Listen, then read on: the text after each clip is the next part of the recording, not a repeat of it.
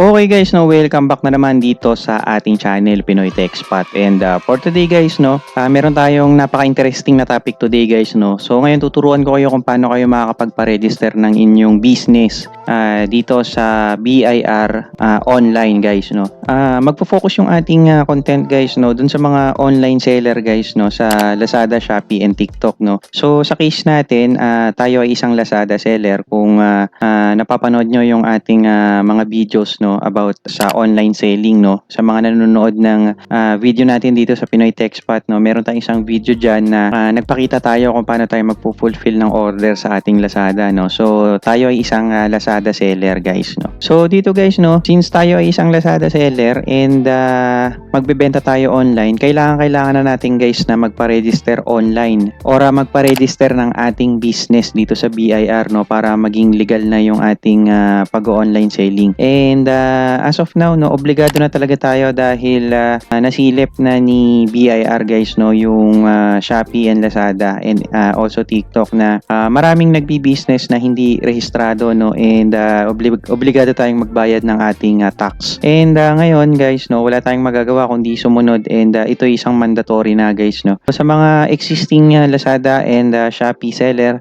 darating ang time guys, no, dun sa mga hindi rehistrado na magiging invisible or hindi na magiging visible yung inyong mga store, no, kung hindi kayo rehistrado dito kay BIR. Ma-access nyo pa naman yung inyong Lazada Seller Center pero hindi na visible sa mga tao or sa market yung inyong mga paninda, no. So yun yung magiging komplikasyon kapag hindi tayo sumunod dito sa bagong utos ng BIR, no. So ngayon guys, no, case natin ngayon sa content natin ngayon, tuturuan ko kayo kung paano kayo makakapagpa-register online, no. Hindi muna ako push through sa aking Lazada business guys, no, sa aking online selling dahil nga kailangan ko munang maisaayos yung pagpaparehistro ko ng aking business online. So ngayon nag-apply tayo and i-share ko kung ano yung naging journey ko guys, no. So ngayon magsisimula tayo guys dito sa website ni BIR, no, which is yung bir.gov.ph newbies/reg/. So mag-navigate lang kayo dito guys, no. Ito yung magiging pinakasimula natin guys para makapag-apply tayo online, no. So ngayon share ko lang din guys, no, yung naging journey ko. Kung meron kasi akong napanood guys, no, sa YouTube na isang content na nakapag-apply siya ng kanyang business through online gamit itong portal na ito, no. So doon yung mga requirements na hinihingi guys, no, binigay niya lang, and nung nakompleto niya is nagbayad siya ng registration online din, and merong stamp din. Mamaya guys, no, i-share ko sa inyo kung ano yung mga detalye nun, and yun nag-comply siya dun sa basically dun sa mga requirements na kailangan, and pinasa niya yun online, no, gamit yung Gmail na kanyang email, no. Yung pinagsendan niya guys is galing din dito sa website na ito. So nagge-generate to ng email address kung saan niyo i-send yung inyong application, no. So sa case ko guys, no, Cavite ako. So dito magge-generate siya ng email address ng Regional District Office ng Cavite ng BIR, kung saan doon nyo maipapasa lahat ng inyong mga requirements, no. Yun yung naging case ko guys, no. So naging successful naman guys yung kanyang pag-apply, and then by that guys, no, nagkaroon ako na idea na mag-apply na lang din online, no. So ipopost ko guys yung link ng video na yun dito para magkaroon din kayo ng information about doon, no, doon sa version ng kanyang application, no, nung video niya na yun, no. Okay, magsimula na tayo guys, no. Mula kayo dito guys sa sa step 1. So prepare all the requirements and documentary requirements is scan in PDF copy not exceeding 4 MB in total file size of all attachment per email, no. So dito guys, no, mahalaga na intindihin at basahin yung maigi yung instruction, no. Wag nating basta-bastahin dahil kapag binasta natin, no, meron tayong posible na meron tayong makaligtaan, no, meron tayong ma-miss dito sa mga instruction, no. So say guys, no, click nyo lang yan. So dito guys, no, yan, no, kita nyo. Ang unang-una guys is kailangan nyo i-download yung 1901 form. So i-download nyo lang yan, i-click nyo lang yan, and mada-download nyo na yan guys, no. So dito guys, any government issued ID, so kailangan nyo mag-prepare nyan. Alin man dito, passport with address and birth date ng applicant, no. So yan, proof of residence or business address 1 photocopy, valid PRC ID, government and showing address proof of residence. So yan, kailangan yung i-comply yan guys, no. Sumunod lang din ako dito guys, no. By BIR printed invoice available on New Business Registration Center. Final clear sample of own invoices. And yung mga invoices na yan guys, no, mamaya i-share ko sa inyo yan, no. I-breakdown natin yan, huwag kayong mag-alala, no. So yan, ang kailangan nyo lang guys is i-consider lahat ng mga requirements na nandito, no. Kung ano yung kailangan, and yun ang kailangan yung ipasa. Fees to be paid, 30 pesos for the loose stamp, DST. Yan, to be affixed by certificate of registration. So yan, kailangan din yan guys, no. Mamaya itatakil din natin to dahil online natin to binili, no. Binayaran pala. So yan. So yan guys, no. Halaga na basahin yung maigi to. So 1901 form guys, kailangan nyo yan, and yung mga valid IDs and mga proof of identity and proof of address nyo guys, no. Kailangan meron kayo. And DTI certificate guys, kailangan yan. So sa mga meron ng DTI, okay yan, meron na kayo. And doon naman sa wala, no, kailangan nyo mag-produce ng DTI guys, no. So para yan sa pangalan ng inyong business, no. Okay yan. Dito naman guys, no, hindi naman kailangan lahat ibigay nyo, no. Yung applicable lang sa inyo kailangan nyo ibigay, no. Meron ako dito guys, no, na i-highlight, which is yung BMBE, Barangay Micro Business Enterprise, no. So kailangan nyo yan guys, no, para sa tax exemption, no, kung hindi naman malaki ang inyong business, no. Dun sa mga nag-online selling, malamang kailangan nyo to dahil karamihan sa atin, hindi naman umaabot ng 3 million yung ginogross or yung asset, no. So ito itong BMBE certificate na ito guys, no, ito ay magagamit natin para mag-apply ng income tax exemption guys, no. So hindi tayo magbabayad ng income tax, so makakamenos tayo sa tax, no. So mamaya di-discuss ko rin kung paano kayo makakakuha niyan guys, no. So ang mahalaga, basahin nyo to, and kung ano yung applicable sa inyo, yun ang ibigay nyo guys, no, na i-prepare nyo na requirements, no. So close na natin, and okay, jump na tayo guys, no, dun sa naging result ng aking application. So dito guys, no, kung makikita nyo, meron na ako dito guys na email. So ito is last June 3 pa, no. So 11 days ago na siya guys, no. Paano ko nalaman yung email address na pagsesendan ko guys, no? Dahil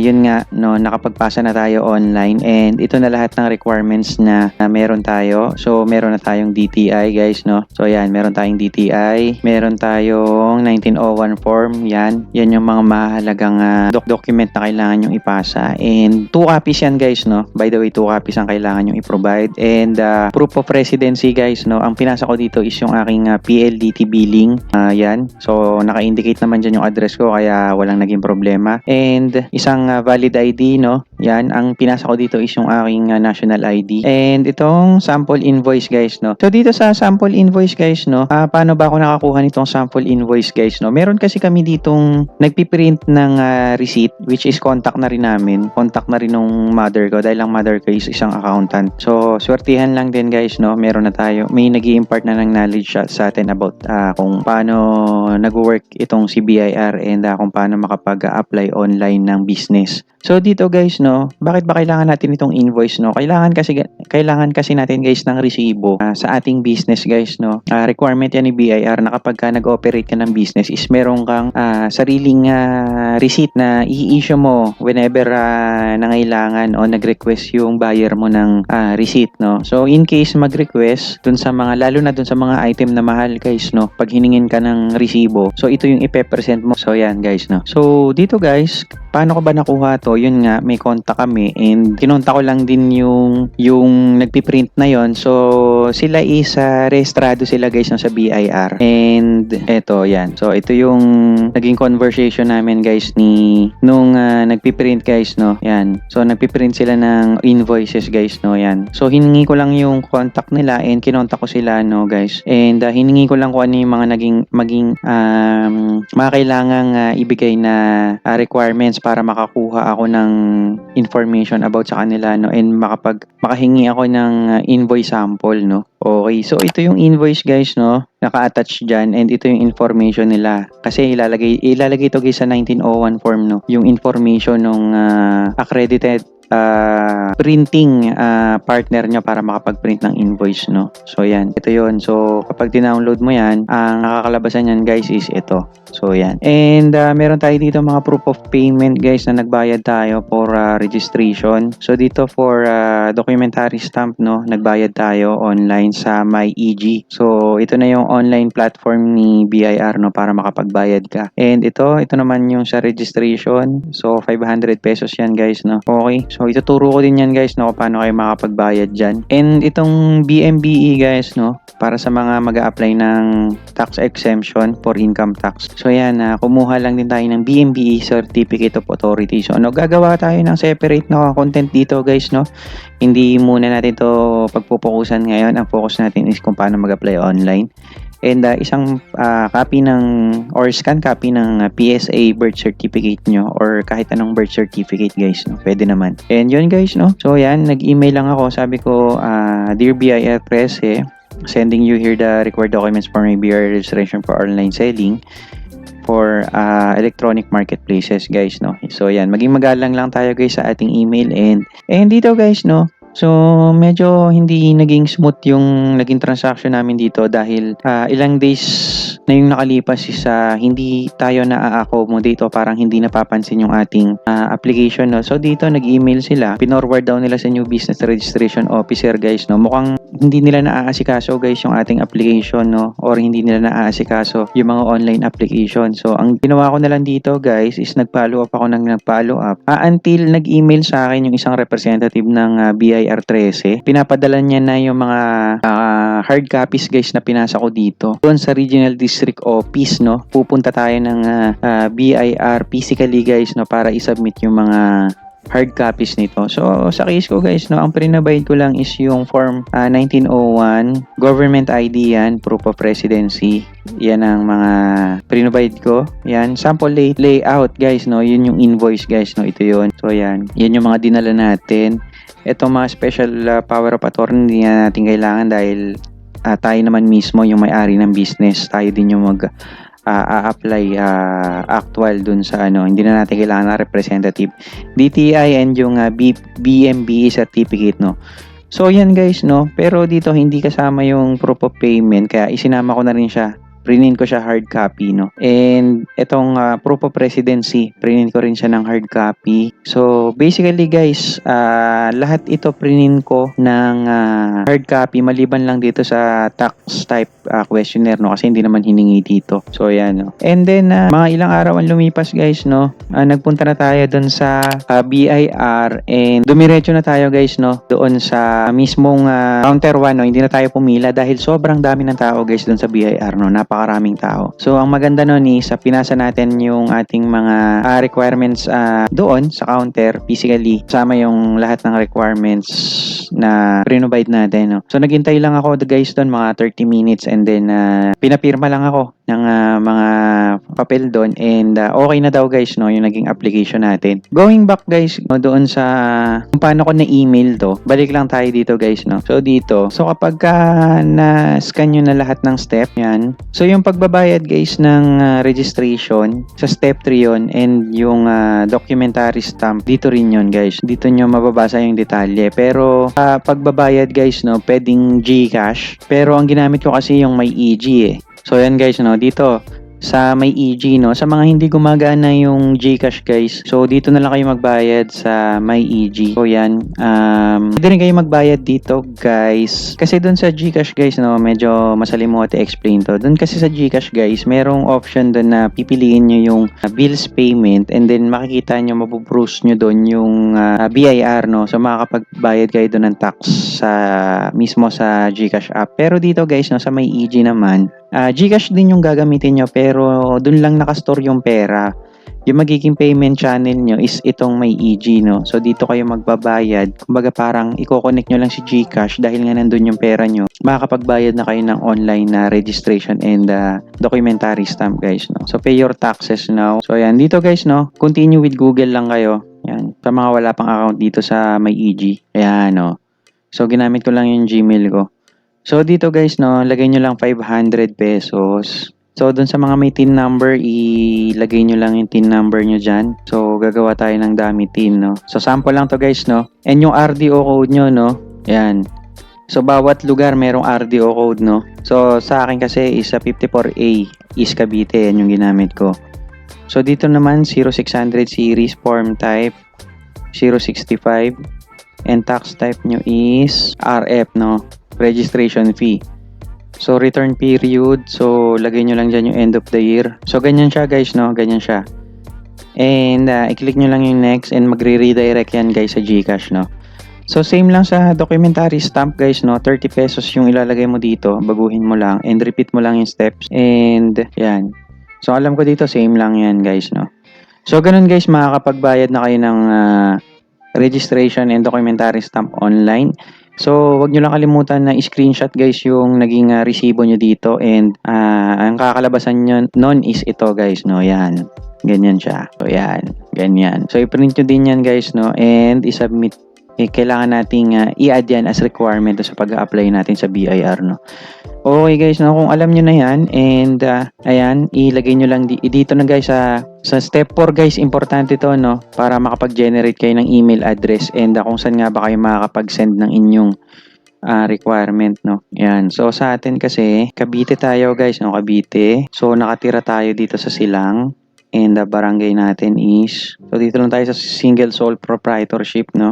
So maglagay tayo ng pangalan, no, Juan de la Cruz, no. So ayan guys, no. So makikita nyo guys, may nagre-register or may nag-generate dito guys sa baba guys, no. Ito yung mga address or email address na pag-sesendan nyo guys online, no. Email information, RDO branch, no, Regional District Office branch 54A. So ayan yung para sa Cavite. And yung email address na pag-sesendan nyo is RDO_54ACSS@bir.gov.ph. So ayan, ito naman yung magiging subject nyo, which is yung nilagay natin dito guys, no. Yan. So yan guys, no. Okay. So yan. So sa mga nagtatanong guys, no. So tatanungin nyo ako, no, Pinoy TechSpot, bakit ba kailangan ko pang mag-send online? Pumunta ka rin naman physically doon sa BIR, no.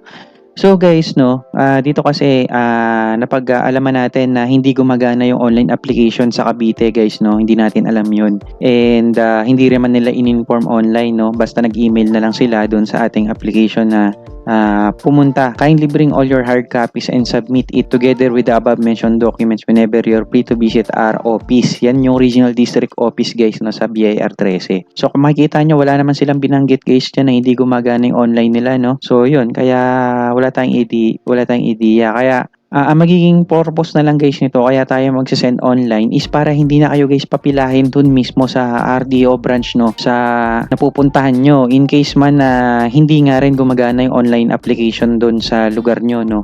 No? So yan. So doon naman sa mga successful na ma-approve online. So good news yan guys, no. Pupunta na lang kayo doon para kunin yung inyong COR. So sa case natin, pumunta pa rin tayo at nagpasa tayo online doon ng mga hard copies natin. And yun nga, no. So magiging purpose na lang nito guys is para magkaroon kayo ng online appointment, no, doon sa business registration officer and hindi na kayo pumila, no. Yun yung main purpose ng process na ito guys, no. So dito guys, no, once na na-email nyo na guys, no, yun nga, i-follow up nyo ng i-follow up, no. Wag nyong hahayaan na hindi kayo nagpa-follow up. So palipasin nyo ang isang araw and kapag wala silang reply, mag-follow up kayo guys, no. Hindi pwedeng hindi nyo i-follow up dahil napakaraming nag-a-apply ngayon guys, no. So matatabunan kayo o may iwan kayo pag hindi kayo nag-follow up, no. So yan. So sa case natin, no, nag-reply sila guys, no, mga 3 days after dun sa ating application. Okay? So ngayon, na nakapag-apply na tayo, balik tayo dun sa naging journey natin sa